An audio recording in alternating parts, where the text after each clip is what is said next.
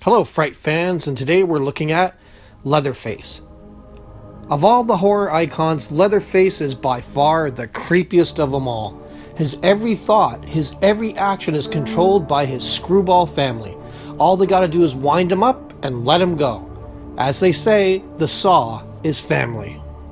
Since all of the recent dreadful horror remakes have no style, no substance, and are completely unimaginative, Hollywood is taking a different route when it comes to classic horror films. Now it's all about origin stories, and that's what we have here with Leatherface. Leatherface is the prequel to Tobe Hooper's classic The Texas Chainsaw Massacre. In it, we learn how Jedediah became the most feared member of the Sawyer family. To say the Sawyer family is a little dysfunctional, you're probably being very kind.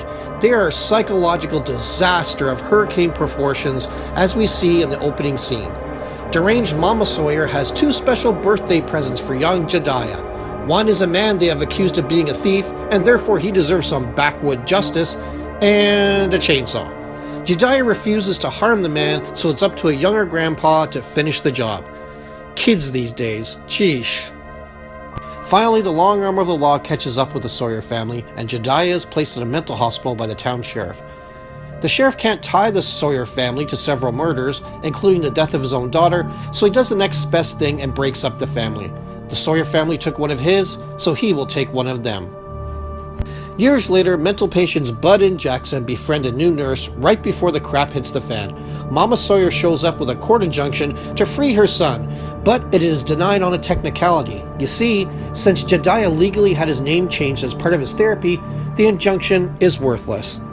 Mama Sawyer has a complete meltdown, and she sparks a riot. Ike and Clarice, this movie's deranged Bonnie and Clyde, break out, taking along the nurse, Bud, and Jackson as hostages.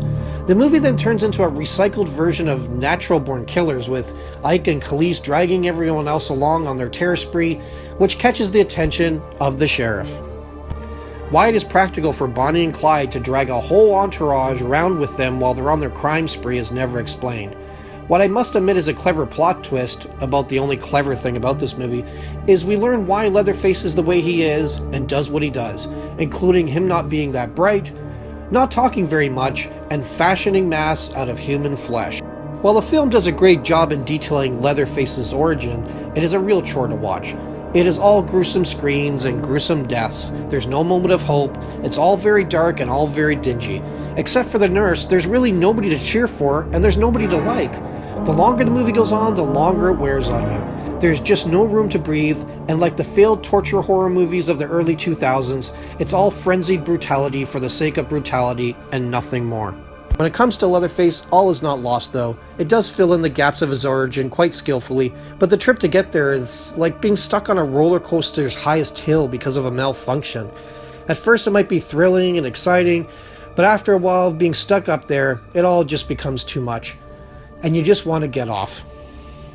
Lily Taylor is the real standout here. She just chews up the scenery as Mama Sawyer.